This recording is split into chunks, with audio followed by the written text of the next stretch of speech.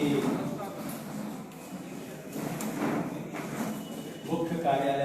मुख्यालय में आयोजित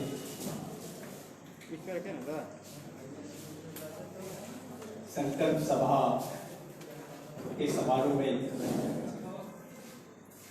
जिसमें ऑनलाइन संबोधन हमारे केंद्रीय अध्यक्ष करेंगे, हमारे बीच उपस्थित पार्टी के केंद्रीय अध्यक्ष और झारखंड सरकार के पूर्व उप मुख्यमंत्री आदरणीय सुरेश कुमार महतो जी, पार्टी के प्रिय उपाध्यक्ष और सांसद आदरणीय चंद्र प्रकाश चौधरी जी, पार्टी के महासचिव और गोमिया के लोकप्रिय विधायक आदरणीय लंबोदर महतो जी, आशु बुद्धिजीवी मंच के केंद्रीय अध्यक्ष आदरणीय डोमन सिंह मुंडा जी, महिला विंग के केंद्रीय अध्यक्ष पायलट मैडम और यहाँ उपस्थित पार्टी के केंद्रीय पदाधिकारीगण, पत्रकार बंधुओं और आज के इस ऑनलाइन संकल्प सभा में पूरे प्रदेश के सभी जिला, सभी प्रखंड और 3.5 करोड़ झारखंड में जनता को यहाँ से संकल्प सभा के माध्यम से हम पहले सबको झारखंडी जोहार करते हैं और पहले हार्दिक अभिनंदन करते हैं। कार्रवाई की शुरुआत से पहले सबसे पहले हम झारखंड के वीर सपूतों को श्रद्धांजलि अर्पित करेंगे। हम केंद्रीय अध्यक्ष और पार्टी के सभी वरीय पदाधिकारियों से आग्रह करते हैं कि सबसे पहले हम शहीदों को श्रद्धांजलि अर्पित करें।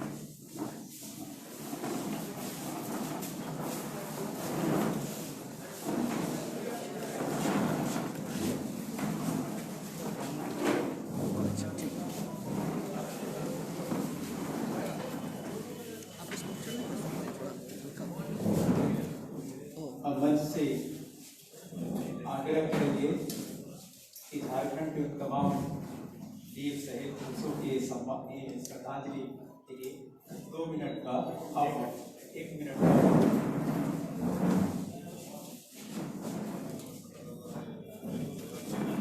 का बैठ जाओ।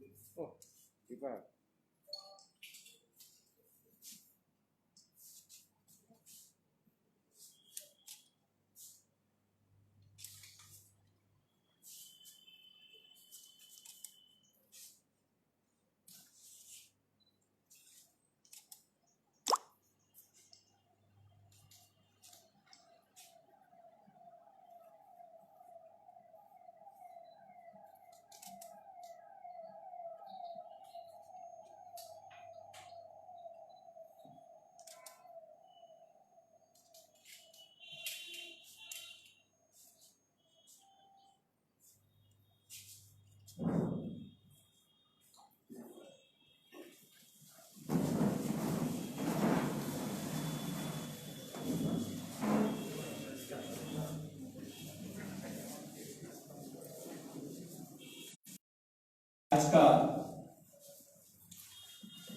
यह दिन पूरे झारखंड के लिए एक ऐतिहासिक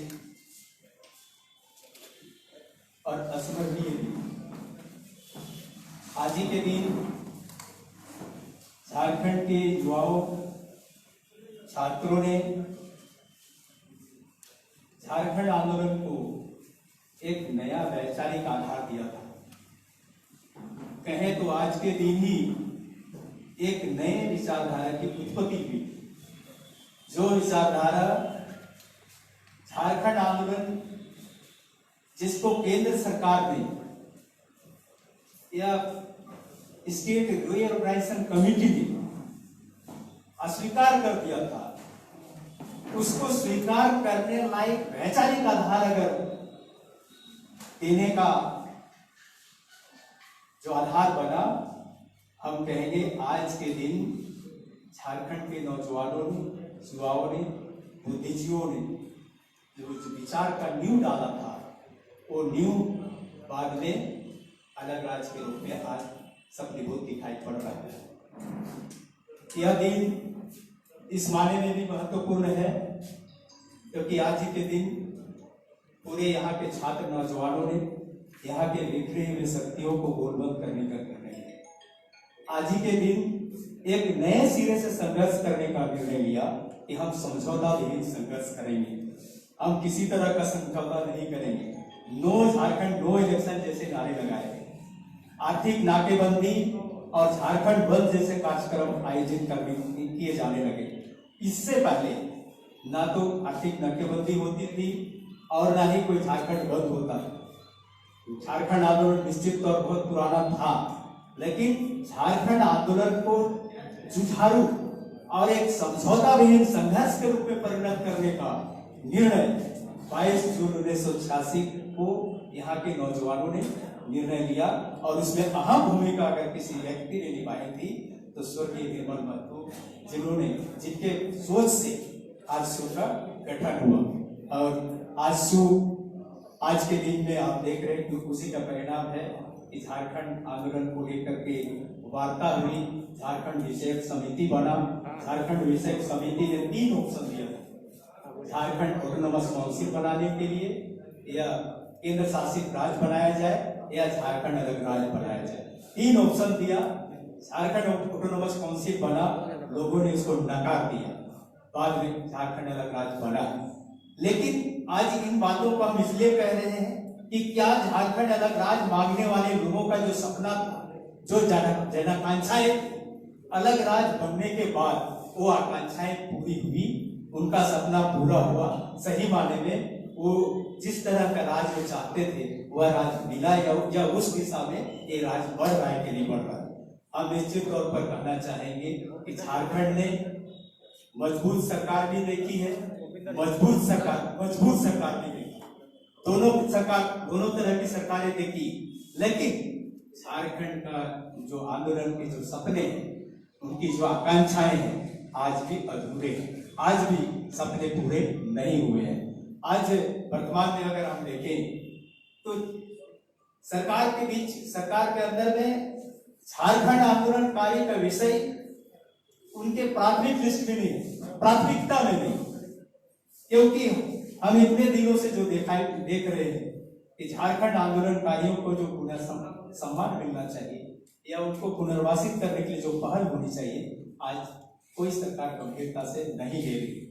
अभी वर्तमान सरकार भी इस पर नहीं, बल्कि हम तो कहेंगे इसके जगह पे दूसरे लोग जो नक्सल गतिविधि में थे उनको आप पुनर्वासित करने की बात कर रहे हैं, उनके योगदान को आप मान्यता दे रहे हैं। लेकिन राज्य के लिए जो अतुल्य योगदान दिया, जिन लोगों ने अपनी जान गंवाई, आप उसको भुला गए हैं। इन तमाम विषयों पर आज विस्तार से हमारे केंद्रीय अध्यक्ष लोगों को संबोधित करेंगे। लेकिन आज ये संकल्प दिवस के अवसर पर हम निश्चित तौर पर ये संकल्प लेते हैं कि जो आंदोलन के सपने थे, आंदोलन के जो मूल्य थे, हम उस मूल्य को पूरा करेंगे। उसके लिए जो भी संघर्ष करना पड़े, आजसू पार्टी हमेशा तैयार रहेगी। अब हमारे बीच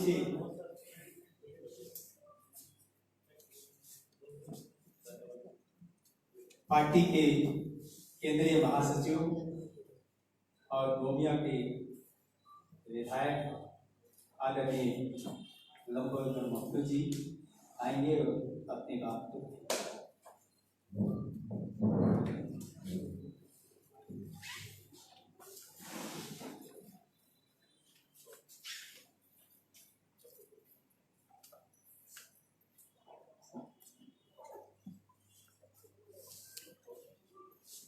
आजसू पार्टी के स्थापना दिवस अर्थात संकल्प दिवस के अवसर पर उपस्थित पार्टी के सम्मानित अध्यक्ष श्री सुदेश कुमार महतो जी, गिरिडीह के सांसद माननीय श्री चंद्रप्रकाश चौधरी जी, पार्टी के प्रमुख प्रवक्ता डॉक्टर देवसरन भगत जी, सम्मानित डोमन सिंह मुंडा जी, सम्मानित हसन साहब, वाजद मैडम, राजेंद्र जी, पार्टी के सभी सम्मानित वरीय पदाधिकारीगण, सभी सम्मानित और निष्ठावान कार्यकर्तागण और राज्य के तमाम सवाल करोड़ भाइयों और बहनों, सबसे पहले हम धरती आबा भगवान बिरसा मुंडा, सिद्धू कानू, चांद भैरव, स्वर्गीय विनोद बिहारी महतो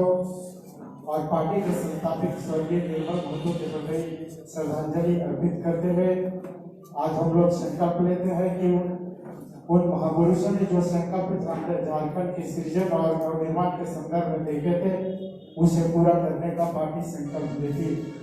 इसी संदर्भ में पार्टी देश की रक्षा करते हुए गलवान घाटी में जो देश के 20 जवान शहीद हुए हैं, उनके प्रति भी श्रद्धापुष्प अर्पित करते हुए श्रद्धांजलि अर्पित करता हूं और पार्टी देश की एकता, अखंडता और संप्रभुता को अक्षुण्ण बनाए रखने का संकल्प लेती। इसी संदर्भ में झारखंड के 2 वीर सपूत शहीद कुंदन लाल ओझा और शहीद गणेश हांसदा के प्रति भी श्रद्धांजलि अर्पित करती और आजसू पार्टी इस विपत्ति की घड़ी में देश और शहीदों के परिवारों के साथ खड़ी है, ये आज संकल्प लेती है। इसी के साथ ही आज पूरे विश्व में जो वैश्विक महामारी कोरोना है, उसे जो पूरे विश्व के 4,68,061 लोगों की जो मृत्यु हो चुकी है, उनके प्रति भी श्रद्धांजलि अर्पित करते हुए आज आजसू पार्टी संकल्प लेती है कि इस विश्व महामारी कोरोना के लड़ाई में भी आजसू पार्टी साथ में खड़ी है, साथ में खड़ी रहेगी।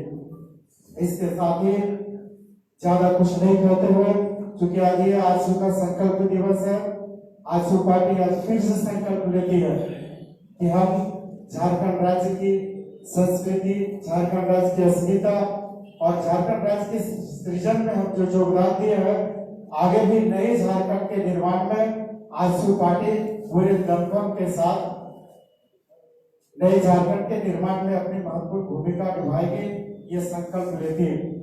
जैसा कि हम सभी लोग जानते हैं कि भय, भूख और भ्रष्टाचार की बात करने वाली वर्तमान सरकार के लिए इन मुद्दों से अब कोई लेना देना नहीं रह गया। निश्चित रूप से आजसू पार्टी इन विषयों को गंभीरता से लेने का संकल्प लेती है। जल, जंगल और जमीन की रक्षा करने की बात करने वाली वर्तमान सरकार को इन मुद्दों से अब दूर दूर तक कोई वास्ता नहीं रह गया। आप एक उदाहरण से समझ सकते हैं कि आज जल के प्रति संवेदनशीलता की बात करने वाले सरकार ने जल संसाधन विभाग का कोई विभागीय सचिव महीनों से नहीं है और 6 महीने से विभागीय अभियंता प्रमुख नहीं है। इसे जल के प्रति सरकार की कितनी गंभीरता है इसको हम लोग समझ सकते हैं। 1932 के खतियान के आधार पर स्थानीय नीति को परिभाषित करने की अपनी चुनावी घोषणा को वर्तमान राज्य सरकार भूल चुकी है और सरकार के लिए एक सिर्फ चुनावी मुद्दा था। निश्चित रूप से पार्टी इसको आज संकल्प के रूप में लेती है। पारा शिक्षक, आंगनबाड़ी सेविका, सहायिका, मनरेगा कर्मी, अन्य संविदा कर्मियों को अस्थायी करने की चुनावी घोषणा को वर्तमान सरकार पूरी तरह से भूल चुकी है और निश्चित रूप से अब तक इसको जमीन पर उतार नहीं पाई है। इस दिशा में सरकार कोई कार्रवाई भी नहीं कर रही है।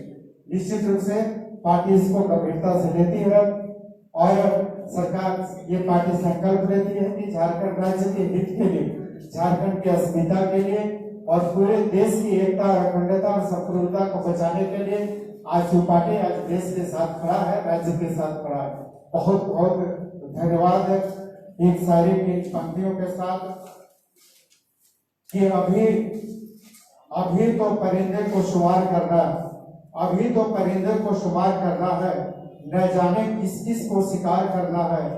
दरिया तुझे भी गुरूर है अपनी रवानी पर, हमें भी जीत है दरिया को पार करना है, दरिया को पार करना है। निश्चित रूप से आज जो पार्टी नए झारखंड के निर्माण के लिए आज संकल्प लेती है, आगे बढ़ती है और नए झारखंड का निर्माण अवश्य करेगी। इन्हीं शब्दों के साथ बहुत बहुत धन्यवाद। जय हिंद, जय भारत, धन्यवाद। आज की पार्टी जिंदाबाद।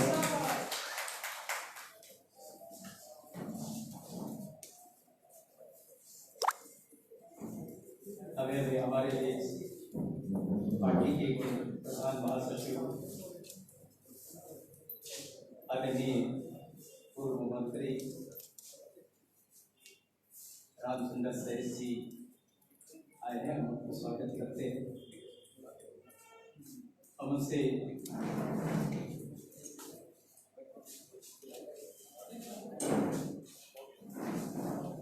उनसे आग्रह भी करेंगे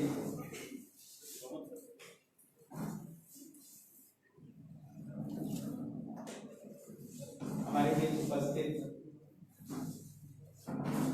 आशु बुद्धिजीवी मंच के केंद्रीय अध्यक्ष आदरणीय कुमार सिंह मीणा जी, हम उनसे आग्रह करेंगे कि अपनी बात को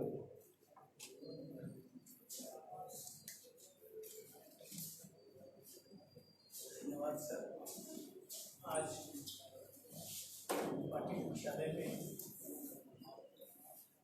संपूर्ण राज्य के सकल जनता की क्रांतिकारी नौजवान उपस्थित है। आज राज्य के लिए, राष्ट्र के लिए तमाम समर्पित योद्धाओं को, शहीदों को हमारा नमन है, जोहार है, श्रद्धांजलि है। आज हमारे बीच पार्टी के सदस्यों, हमारे जाबाज सांसद चंद्रप्रकाश चौधरी, विधायक नमोदर महमूद, पार्टी की केंद्रीय महिला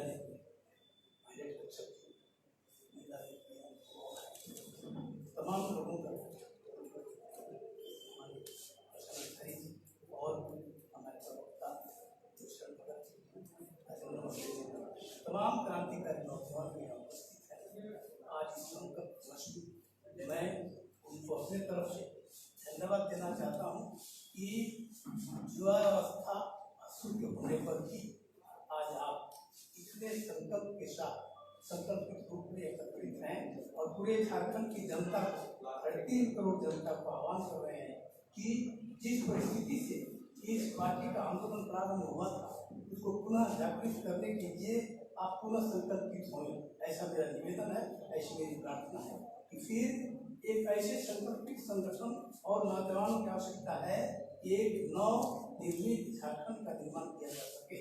जिस उद्देश्य से आपने लिया झारखंड, और जो आंदोलन थे पूर्व से, आपके आने के पहले जो आंदोलन था उसको चोखापन लाने में, उसमें जो तेज धार लाने में जो आपकी हम भूमिका रही है, उस भूमिका को पुनः संकल्प करने की आवश्यकता है, पुनः लोगों को जागने की आवश्यकता है, पुनः लोगों को जगाने की आवश्यकता है। इसी तमाम तत्वों के साथ मैं इतना ही निवेदन करना चाहूँगा कि धन और ये जंगल जमीन की लड़ाई को पुनर्जीवित करने के लिए और एक अच्छे झारखंड के निर्माण के लिए आपको पुनः संकल्पित होने की आवश्यकता है। मैं ज्यादा समय नहीं लूंगा, इतना ही कहकर अपना वक्तव्य समाप्त करता हूँ। जोहार, जय झारखंड, जय हिंद।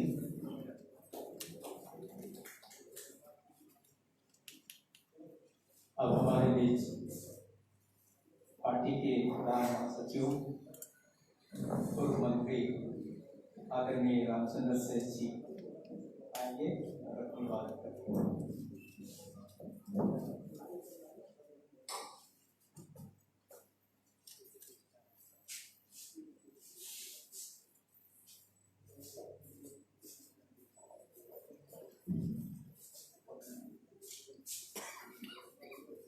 धन्यवाद आदरणीय अध्यक्ष भगत जी। पार्टी के केंद्रीय कार्यालय में आयोजित इस संकल्प सभा में उपस्थित पार्टी के केंद्रीय अध्यक्ष और राज्य के पूर्व मुख्यमंत्री आदरणीय श्री सुरेश कुमार महतो जी, पंचायत पार्टी के वरीय उपाध्यक्ष और गिरिडीह के लोकप्रिय सांसद आदरणीय चंद्रप्रकाश चौधरी जी, पंचायत बुद्धिजीवी मंच के नेता और काफी अनुभवी आदरणीय मुंडा जी, पंचायत लंबोदर बाबू, माननीय विधायक गुमिया के साथ साथ सभी नेतृत्वगण, सभी पदाधिकारीगण, प्रेस मीडिया मित्रों, सभी को मैं हार्दिक अभिनंदन करता हूं। धरती आबा भगवान बिरसा मुंडा, संथाल हुल के अग्रणी नेता सिद्धू कानू चांद भैरव के साथ साथ शहीद निर्मल महतो के साथ सैकड़ों शहीदों के इस जन्मभूमि कर्मभूमि में आज फिर से संकल्प लेने के लिए आज एक जगह एकत्रित हुए हैं। आज ही के दिन झारखंड अलग राज्य के निर्माण के लिए, झारखंड की अस्मिता स्वाभिमान को बचाने के लिए क्रांतिकारी नौजवानों ने संकल्प लिया था और संकल्प के उपरांत इस राज्य में कभी आंदोलन हुआ, आंदोलन के बदौलत ये राज्य बना। राज्य बनने के बाद ये राज्य कभी उतार चढ़ाव देखा है, संघर्ष किया है, निश्चित तौर पर झारखंड आगे बढ़ा है। लेकिन मैं आज इस संकल्प दिवस के शुभ अवसर पर तमाम झारखंड के नौजवानों से, बुद्धिजीवियों से, महिलाओं से अपील करना चाहेंगे कि राज्य के बेहतरी के लिए, राज्य के लोगों के सुख शांति समृद्धि सुरक्षा रोजगार के लिए, सुरक्षा के लिए एक बार पुनः संघर्ष करने की आवश्यकता है। हमारे नेता माननीय श्री सुदेश जी के नेतृत्व में वो क्षमता है, राज्य को एक नई ऊंचाई तक पहुंचाने के लिए सक्षम है।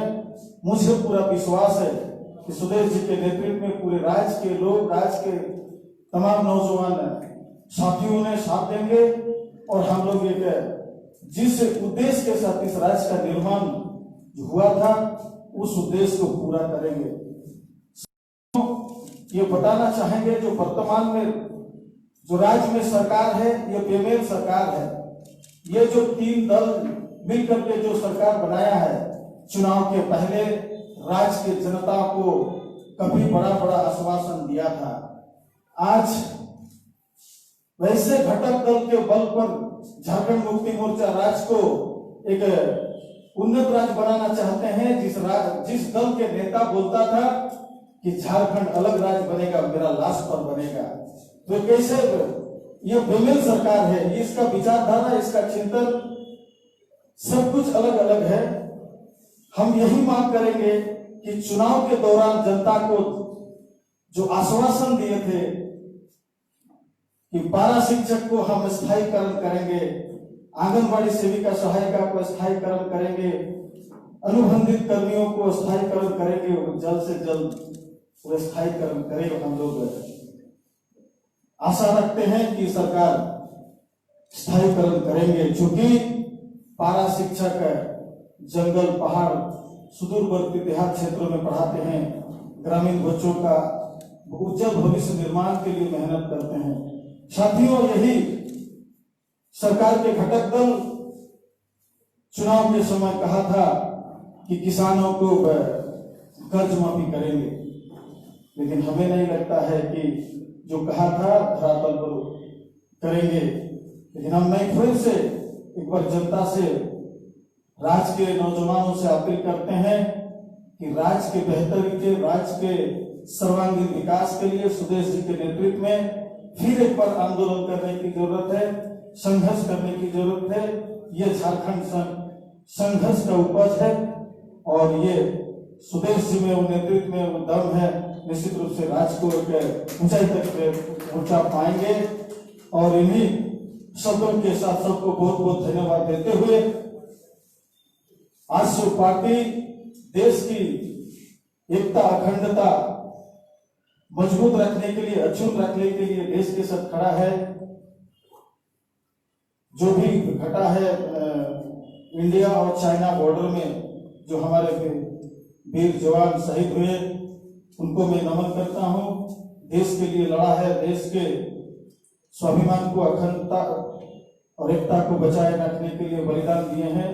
तमाम शहीदों को नमन करते हुए जय हिंद, जय झारखंड।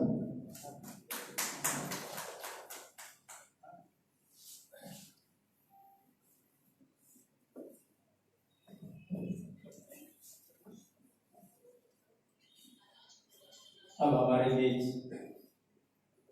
पार्टी के बड़े उपाध्यक्ष, पूर्व मंत्री और वर्तमान में गिरिडीह के सांसद आदरणीय प्रकाश चौधरी जी आपकी बात करें।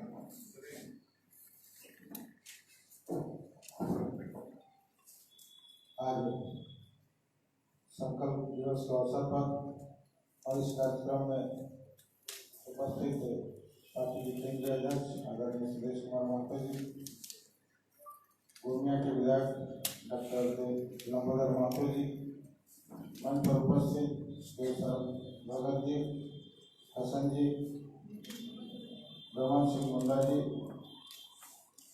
मैडम भारत कच्छप जी, आज इस संकल्प दिवस के अवसर पर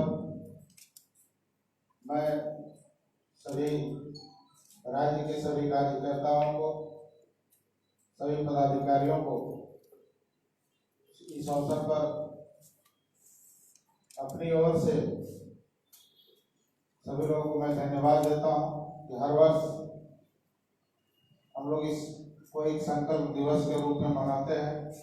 और मुख्य रूप से हमारे वीर सपूत सिद्धू कान्हू बिरसा मुंडा, चांद भैरव और इस राज्य के लिए शहीद निर्मल महतो, विनोद बाबू जैसे योद्धा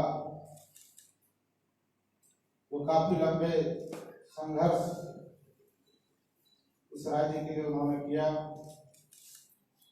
और आजसू पार्टी नौजवानों ने भी यह संकल्प लिया कि आज से 34 साल पहले आजसू एक संघर्ष के बल पर ही झारखंड मिल सकता है। और इस लड़ाई में कई आजसू के कार्यकर्ता शहीद हुए। तमाम शहीदों को मैं अपनी ओर से नमन करता हूं। और वर्तमान में राज्य अलग होने के बाद जितने भी सरकारें चली, लेकिन राज्य हित के लिए, राज्य के लोगों की भावनाओं का किसी सरकार ने उतना सम्मान नहीं दिया। आज भी हमारे आंदोलनकारियों का सम्मान अधूरा है। आयोग बना लेकिन पूरा आज भी पूरा नहीं हो पाया।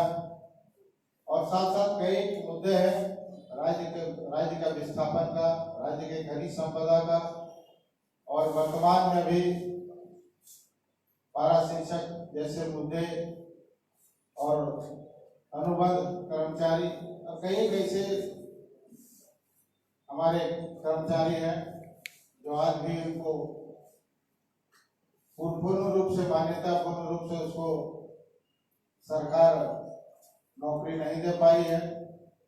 मैं अपनी ओर से पूरे राज्य के सभी लोगों को यही कहूँगा, आज यह संकल्प आजसू पार्टी लेती है कि आने वाले समय में जब भी आजसू इस राज्य का नेतृत्व करेगा, इन सारे चीजों को, इन सारे समस्याओं का समाधान करने का पूरा प्रयास करेगा।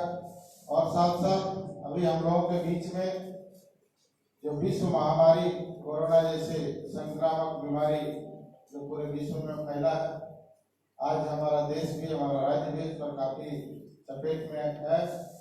मैं सभी कार्यकर्ताओं को इसलिए भी धन्यवाद देता हूं कि इस समय भी सभी लोग सामाजिक स्तर पर और निचले स्तर पर लोगों को सहयोग करना, वैसे असहाय गरीब लोगों को सुविधा देना, मेडिकल सुविधा दिलाना, इसमें काफी कार्यकर्ता हमारे सक्रिय रहे। मैं फिर से सभी नौजवानों को, कार्यकर्ताओं को अपनी ओर से धन्यवाद देता हूँ। साथ साथ जितने भी हमारे वीर शहीद जो आज चाइना बॉर्डर में भी हुए, उनको भी संसद नमन करता हूँ।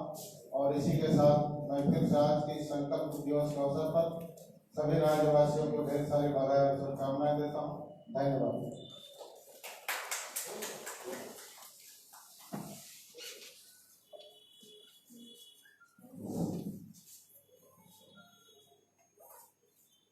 अब हमारे बीच पार्टी के केंद्रीय अध्यक्ष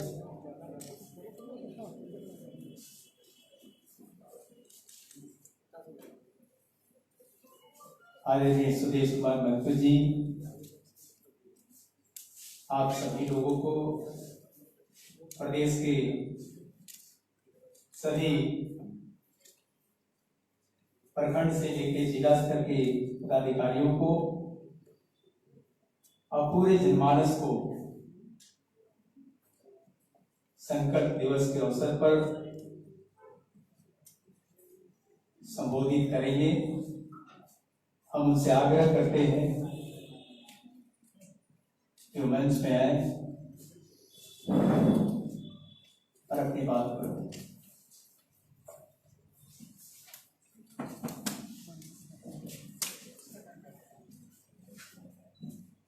आज पार्टी के संकल्प दिवस के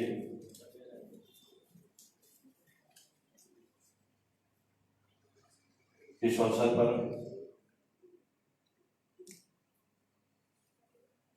इस ऐतिहासिक दिन में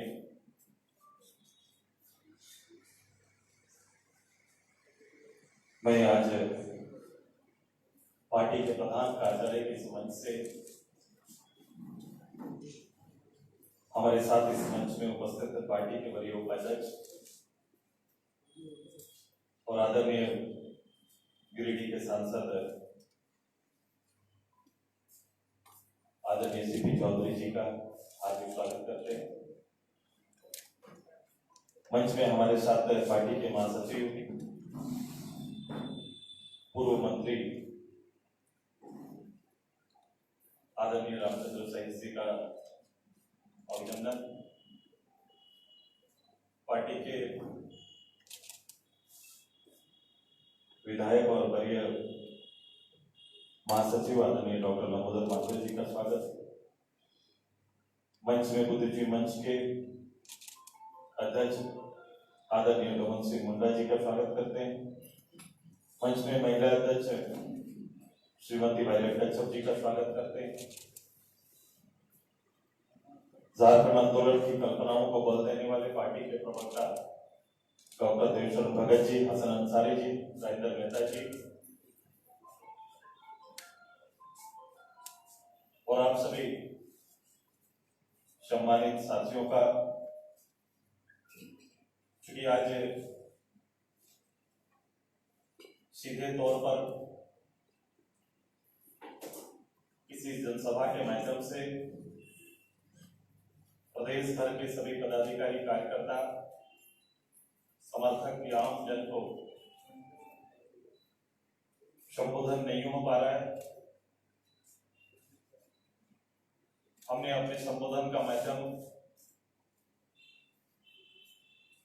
तकनीक को, सूचना तकनीक को बनाया, मीडिया को बनाया और इसके माध्यम से इस 22 जून के महत्व को और 22 जून को संकल्प दिवस के रूप में इस घोषणा के तात्पर्य को अपने शब्दों के आधार पर आप तक पहुंचने का, पार्टी के विचार को आप तक पहुंचाने की यह कोशिश। मैं सर्वप्रथम झारखंड आंदोलन के पूरे क्रम में झारखंड की कल्पनाओं पर शहादत देने वाले सभी वीर सपूतों का हृदय से श्रद्धांजलि अर्पित करता हूं। उन सभी साथियों का भी आभार व्यक्त करता हूं जिन लोगों ने समय समय पर इस कल्पना को अपने योगदान के माध्यम से बल देने का प्रयास किया है। आज मैं इसी मंच को आधार बनाकर देश के उन वीर सपूतों को भी संगठन की ओर से और अपने ओर से श्रद्धांजलि अर्पित करता हूं। लद्दाख की गलवान घाटी में जो वीर सपूत शहीद हुए हैं और लगातार कश्मीर आसपास की घाटियों में जो देश की सुरक्षा, इस माटी की सुरक्षा को लेकर शहीद हो रहे हैं, उनके प्रति भी सच्ची श्रद्धांजलि अर्पित करता हूं। आज इस दिन के महत्व को कुछ शब्दों में केवल आप तक पहुंचाना चाहेंगे। भारत के मानचित्र में, भारत के लोकतंत्र में ये फर्क पैदा करने वाला ये दिन है, अंतर पैदा करने वाला ये दिन है जब संयुक्त बिहार के इस झारखंड प्रदेश में नौजवानों ने झारखंड की भावी कल्पना को मूल स्वरूप में स्थापित करने के लिए एक जोखिम भरा आंदोलन को सहज से नेतृत्व देने का संकल्प लिया था और इसका परिणाम मैंने कहा कि भारत के मानचित्र में और भारत के लोकतंत्र और पूरी व्यवस्था में फर्क पैदा किया है। इस संघर्ष ने संयुक्त बिहार के इस भूभाग को एक नए प्रदेश के रूप में सृजित करने में अपनी भूमिका अदा की। वहीं राज्य गठन के साथ साथ भारत के लोकतांत्रिक व्यवस्था में एक नए नाम, एक नई संस्था का जन्म दिया। आज उसी प्रदेश में फिर से खड़ा होकर न केवल उन यादों को ताजा करने का वक्त है, बल्कि बैठकर चिंतन करने का समय है कि शहीदों की चिता के चिंतन को क्या आज हम असूल में बदल पाए हैं कि नहीं बदल पाए। अगर नहीं बदल पाए हैं तो यही आज के दिन का संकल्प है। ये सपना अधूरा है, लड़ाई अधूरा है, सबर शेष है। आज निश्चित रूप से विश्वव्यापी संक्रमण के दौर से हम सभी गुजर रहे हैं, तो इसको केवल संक्रमण काल नहीं मानेंगे, इसको एक चेतावनी भी हम मानते हैं। और इस चेतावनी से पूरे व्यापक रूप से भारत और विश्व के सामने, हमारे प्रदेश के सामने कई तरह के विषय को खड़ा किया है कि आज के समय में निश्चित रूप से हमारे जीने का अंदाज बदला है। हमारे लाखों प्रवासी भाई जो आजीविका के लिए विभिन्न प्रदेशों में, देशों में जाकर रोजी रोटी के लिए, अपने जीवन अर्जन के लिए, उपार्जन के लिए जो लोग वहां जाकर सेवा देते थे, बड़े तादाद में उनकी घर वापसी हुई। हम इस प्रदेश के परिधि के अंदर चिंतन प्रारंभ करें और देश को सामने रखें। इस पूरे भारत के लोकतंत्र में नेतृत्व करने वाले राजनीतिक दल और राजनेताओं के लिए ये चुनौती का समय कि हमें 70 साल के उस आजादी के बाद अपने और अपने पूर्व के राजनेताओं के नेतृत्व को और प्रक्रियावश चलने वाले पूरे विधान और पूरे सिस्टम को फिर से एक बार खोल के देखना पड़ेगा, क्योंकि 130 करोड़ की पूरी आबादी का नियंत्रण, निर्णय, उनका भविष्य का निर्णय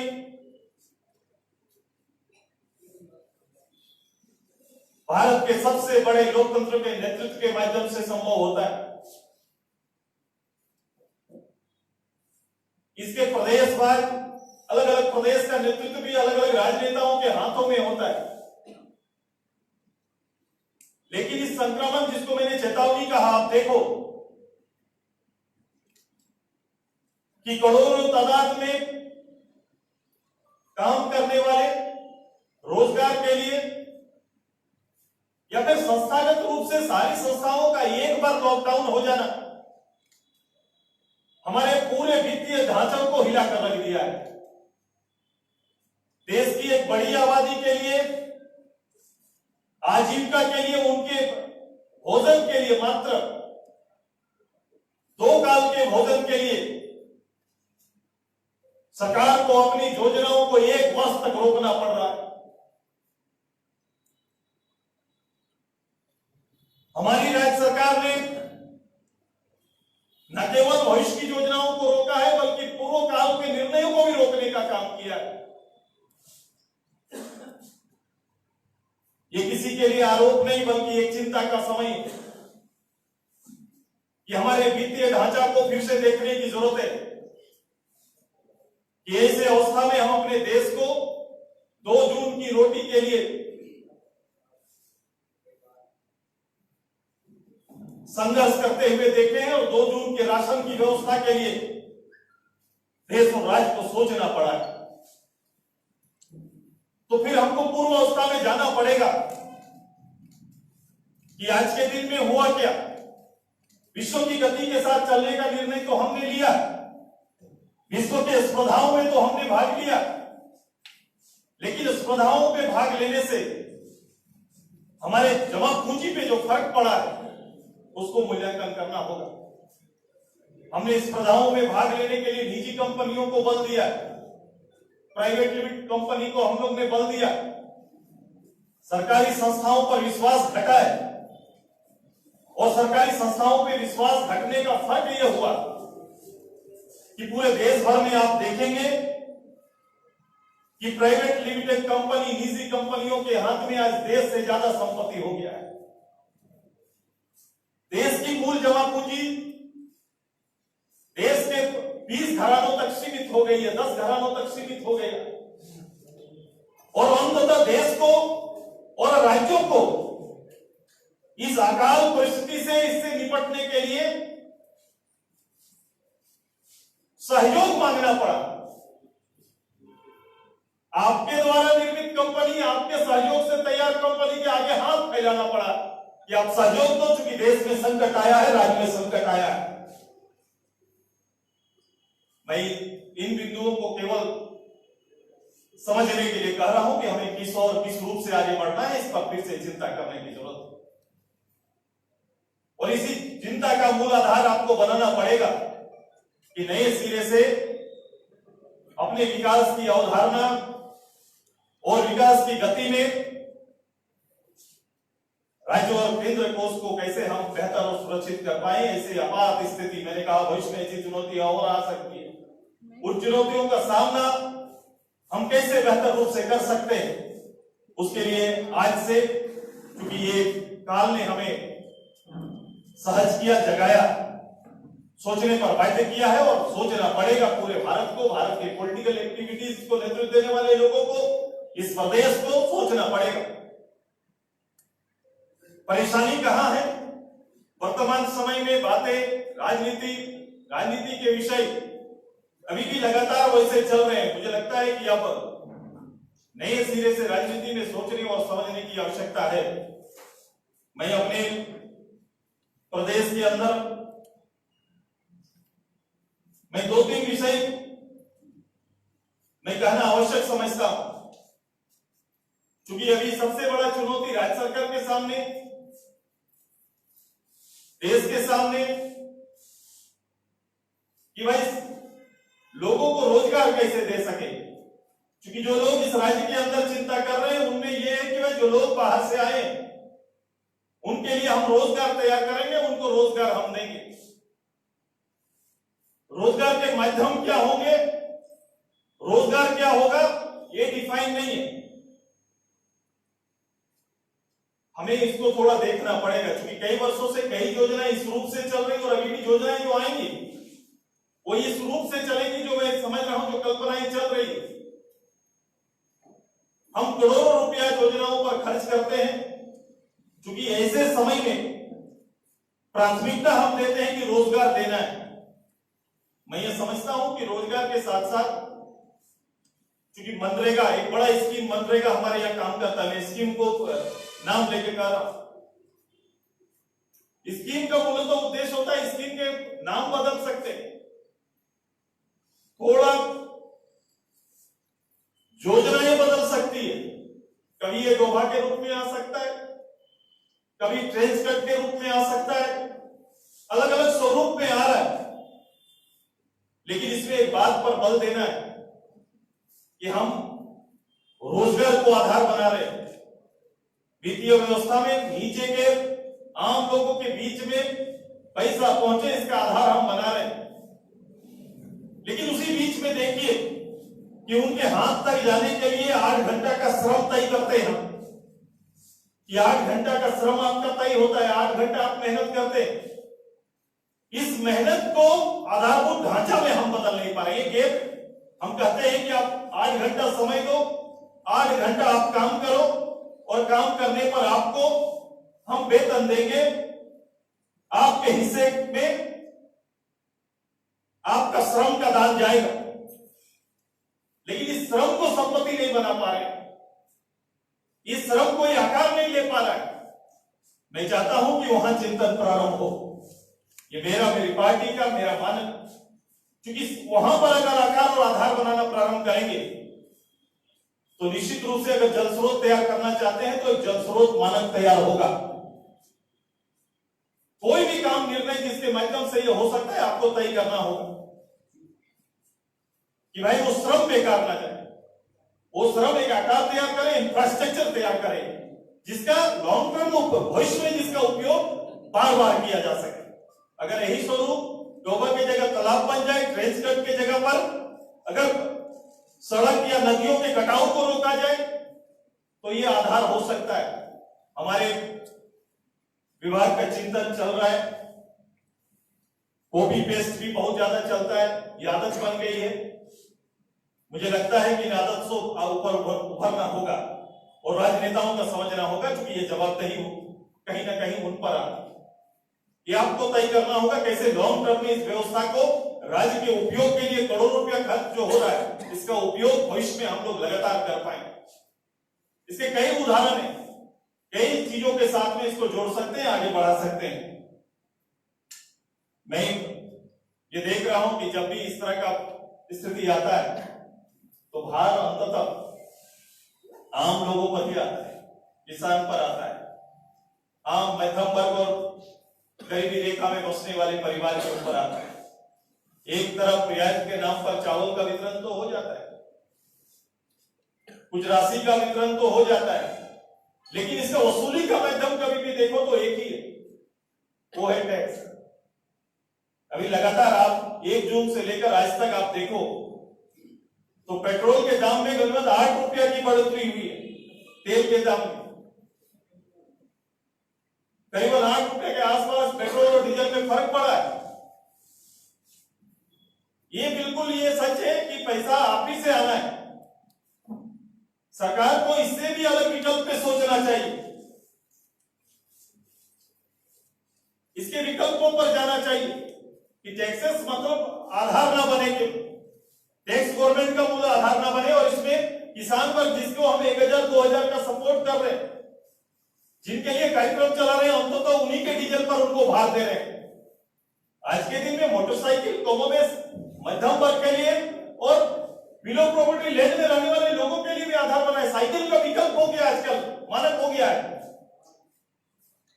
सबसे ज्यादा मोटरसाइकिल का उपयोग मध्यम वर्ग या गरीबी रेखा से नीचे बसर करने वाले परिवार करते हैं।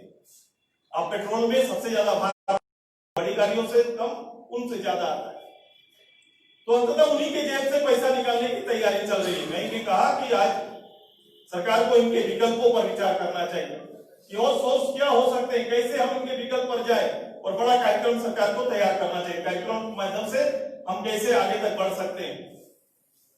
मुझे सरकारी योजनाओं को बंद करना, ये कहकर कि अभी संक्रमण का काल चल रहा है, क्योंकि सरकार के इंफ्रास्ट्रक्चर डेवलपमेंट ही भी तो आधार है रोजगार सृजन का। अब वार्षिक योजनाओं को बंद करके रोजगार देने की कल्पना थोड़ी अधूरी लगती है, इस पर भी विचार होना चाहिए। मैं चाहता हूं कि ग्रामीण कुटीर उद्योग पर बल देना चाहिए। मुझे अच्छा लगा शुरुआती दिनों में जब सरकार का गठन हुआ और एक झारखंडी विचारधारा की सरकार कहने वाले, मैं तो कभी कभी लगता हूं कि इसको जिंदा रखना होगा अपने निर्णयों पर। केवल विचारधारा एसेट नहीं हो सकता है, झारखंडी विचारधारा एसेट के रूप में नहीं हो सकता है, बल्कि आपके निर्णयों में, आपके कार्यों में प्रतिलक्षित होना चाहिए ये विचारधारा। क्योंकि इस झारखंड की कल्पना में जब इसकी कल्पना की थी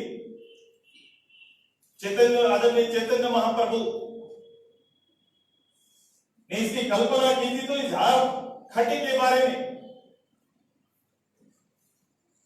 साल पत्र में खाने वाले और ताल के पटिया पे सोने वाले, उनकी कल्पना के ये 2 शब्द थे। शुरुआती दिन में मैंने देखा कि राज्य के बड़े नेताओं ने साल पत्र पर खाने का और उसको साल पत्र को आधार बनाने का निर्णय आया कि अब से सरकारी समारोह, सरकारी कार्यक्रम में साल पत्र का इस्तेमाल होगा। लेकिन पिछले दिन और आज आप देख लो, ये सरकारी किसी कार्यक्रम में ये कंटिन्यू नहीं कर पाया। तो मैं इसीलिए कहता हूं इस विचारधारा को निर्णय की धारा बनाना जरूरी है। ये आधार होता है। आज भी आप देखेंगे तमिलनाडु में, उदाहरण दे रहा हूं, ये आप जाते हैं तमिलनाडु तो आपको केले के पत्ते में आपको भोजन परोसा जाता है।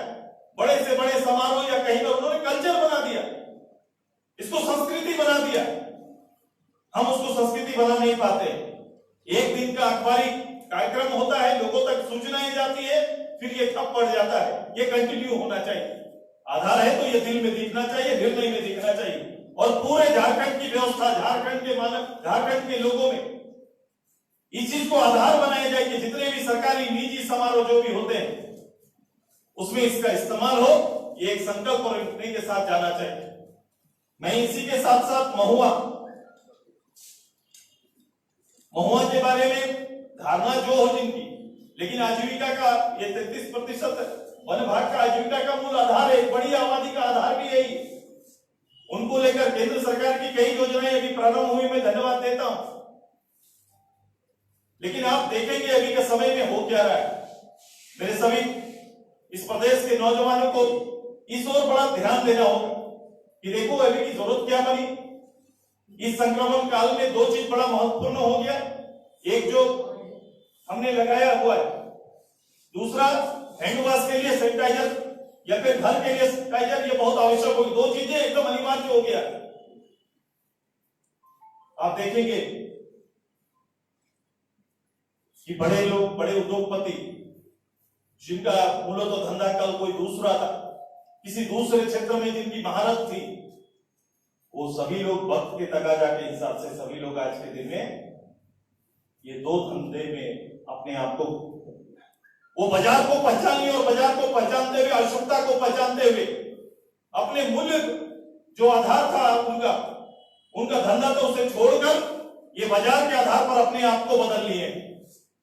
अब हमें भी यहाँ के तमाम किसान नौजवान से मेरा आग्रह कि आपको भी इस वक्त के हिसाब से, वक्त के आधार पर आपको भी अपनी आजीविका और अपने नित्यदिन की जो सीमित प्रक्रिया है उससे अपने आप को हटाकर वर्तमान और आवश्यकता के आधार पर काम करना पड़ेगा, वो खेती ही क्यों ना हो। मैं धन्यवाद दूंगा क्योंकि हमारे प्रदेश में अधिकतर किसान धान की खेती और एक वक्त की खेती में करते हैं, लेकिन इसी बीच में जहां इस रांची आसपास में खासकर हम लोग लोहरदगा से मांडर होते हुए उस पूरे रोड को हम लोग सब्जी के लिए जानते थे, वो अपने तरीके के खेती करते थे। लेकिन आज के दिन में आधुनिक तकनीक के साथ अगर कहीं पर बदलाव हुआ है तो ये ओरमांझी ने दिया है। इस प्रदेश के अंदर ओरमांझी ने एक बदलाव दिया है, ओरमांझी के किसानों ने तकनीक से जोड़कर एक बदलाव दिया है।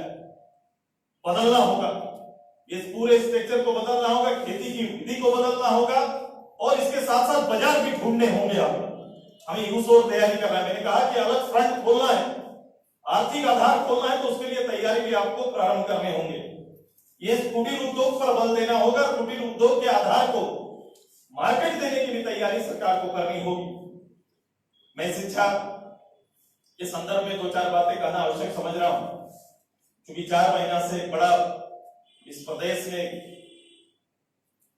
शिक्षा की व्यवस्था कोरोना काल के कारण अभी 4 महीना से बच्चे स्कूल कर नहीं पा रहे, स्कूल जा नहीं पा रहे। प्राइवेट स्कूल में निश्चित रूप से कहीं कहीं पर यह संभव हो रहा है कि भाई ऑनलाइन पढ़ाई उनके लिए प्रारंभ हुआ है, लेकिन ऑनलाइन पढ़ाई से खुद वो छात्र भी संतुष्ट नहीं। तो इस पूरी व्यवस्था में हमारा एक पूरा सिस्टम के अंदर शिक्षा को मैं पूर्व भी देखा, अभी भी देख रहा हूं कि भाई एक सिलेबस पूरा करना है, मतलब पूरे क्लास 9, 8, 7, 6 जो भी है तो उनको 1 से लेकर 8, 9 तक तो पास कर देना है। उसके लिए कोई प्रतियोगिता नहीं,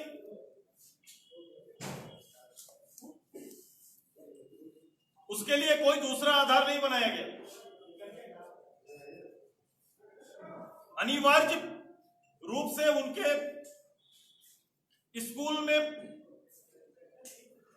स्कूल के पाठ्यक्रम में जुड़े बगैर उन्हें आगे की क्लास में भेजा जाता है, और इसको पूरे शिक्षा सिस्टम ने अनिवार्य कर दिया है। भाई शिक्षा का मतलब क्या है? ये 10th जाएंगे, 12th जाएंगे, ये नींव है हमारे विषयों का। ज्ञान के बगैर हम आगे बढ़ेंगे, ये तो ज्ञान का माध्यम है शिक्षा। इसके बगैर अगर जब हम आगे बढ़ रहे हैं तो हमारा नींव तो कमजोर हो गया। अब इस नींव के जोर पर आगे किस प्रतियोगिता परीक्षा में या फिर किस नौकरी में हम किस रूप से आएंगे, इसकी कल्पना करिए। ये जनरल कल्पना होनी चाहिए। ये जब ये निर्णय आता है तो उसके लिए उपाय करिए। 4 महीना 6 महीना से पाठ्यक्रम अगर नहीं समाहित हो पाया, बच्चों तक नहीं पहुंच पाया, क्लासेस नहीं हुए, तो उसको पूरा कैसे करेंगे, इसकी तैयारी करनी चाहिए।